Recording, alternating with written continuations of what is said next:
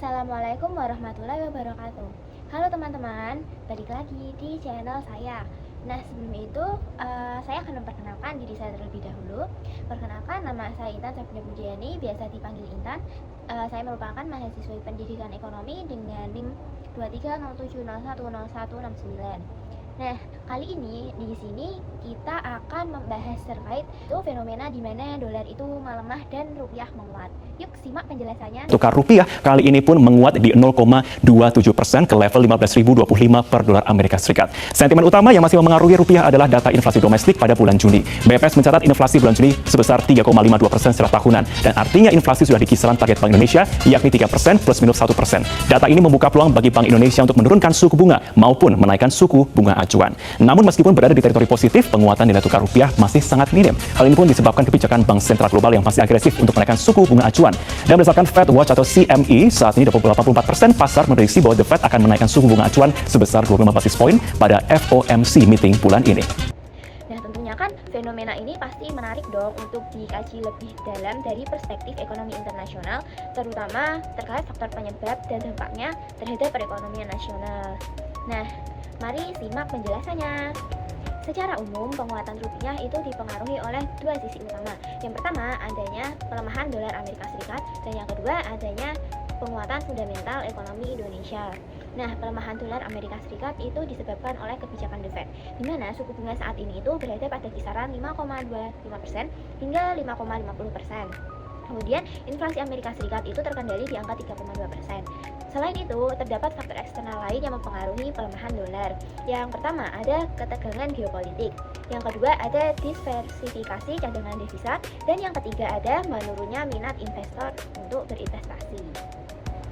Kemudian adanya faktor penguatan rupiah yang dipengaruhi oleh kebijakan Bank Indonesia, kemudian ada arus modal asing, dan yang ketiga ada faktor eksternal. Nah, kita bahas satu persatu. Yang pertama dulu ya, dari kebijakan Bank Indonesia, di mana suku bunga Bank Indonesia itu berada di level 6% yang relatif tinggi sehingga menarik aliran modal asing, dan investor itu berminat untuk menanamkan modalnya ke Indonesia. Terus, selain itu adanya kondisi makroekonomi yang stabil sehingga memperkuat kepercayaan investor. Nah, hal yang kedua, adanya arus modal asing. Nah, tadi kan karena ada kepercayaan itu di mana nilai rupiah itu menguat, makanya investor itu berani untuk menanamkan modalnya. Sehingga terjadi peningkatan aliran modal masuk ke pasar saham. Nah, kemudian yang ketiga yaitu faktor eksternalnya ya. Ini dipengaruhi oleh harga komoditas ekspor utama seperti CPU, batu bara, dan nikel. Itu tuh tetap stabil. Kemudian yang kedua adanya permintaan dari mitra dagang utama seperti dari negara Tiongkok maupun negara India. Nah, fenomena ini itu dapat dijelaskan juga dari teori pendukung ekonomi internasional. Yuk simak lagi. Nah, pastinya kan teman-teman penasaran nih, teori apa sih yang memperkuat, yang memperjelas dan relevan dengan analisis berita tadi? Oke, nggak perlu lama-lama. Yang pertama yaitu ada teori model Mundell-Fleming, di mana teori ini itu menjelaskan hubungan antara kebijakan moneter, nilai tukar, dan aliran modal internasional. Terus yang kedua itu ada suku bunga yang tinggi itu mendorong arus modal masuk, sehingga mata uang domestik itu dapat menguat. Kemudian yang ketiga, model ini itu menekankan impossibility trinity, yaitu tidak mungkin untuk menstabilkan suku bunga, nilai tukar, dan mobilitas modal sekaligus.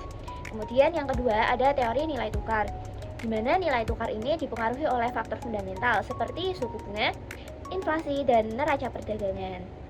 Selain itu, ekspektasi pasar dan sentimen investor itu juga berperan penting ya teman-teman dalam pergerakan jangka pendek. Lalu, bagaimana prospek ke depan jika tren penguatan rupiah ini terus berlanjut? Nah, tentunya inflasi Indonesia itu diperkirakan akan tetap terkendali dan tetap stabil. Namun, pemerintah dan Bank Indonesia itu tetap perlu mewaspadai potensi adanya capital outflow, di mana ada keluarnya dana asing ketika kondisi global itu berubah. Untuk itu, perlu dilakukan antisipatif melalui yang pertama ada diversifikasi ekspor ke sektor bernilai tambah. Kemudian yang kedua ada optimalisasi kebijakan moneter yang fleksibel namun tetap stabil. Kemudian yang ketiga ada penguatan koordinasi fiskal moneter untuk menjaga keseimbangan makroekonomi. Nah, bagi kita sebagai akademisi, fenomena ini itu memperkuat relevansi model Mundell-Fleming untuk menegaskan keterkaitan erat antara kebijakan moneter, arus modal, dan nilai tukar. Jadi kesimpulannya bahwa pelemahan dolar Amerika Serikat dan penguatan rupiah itu membawa dampak yang kompleks bagi perekonomian Indonesia maupun perekonomian internasional. Nah, kebijakan yang tepat itu sangat dibutuhkan untuk memanfaatkan momentum positif ini tanpa mengabaikan potensi resikonya. Terima kasih telah menonton dan menyimak video ini sampai selesai. See you. Wassalamualaikum warahmatullahi wabarakatuh.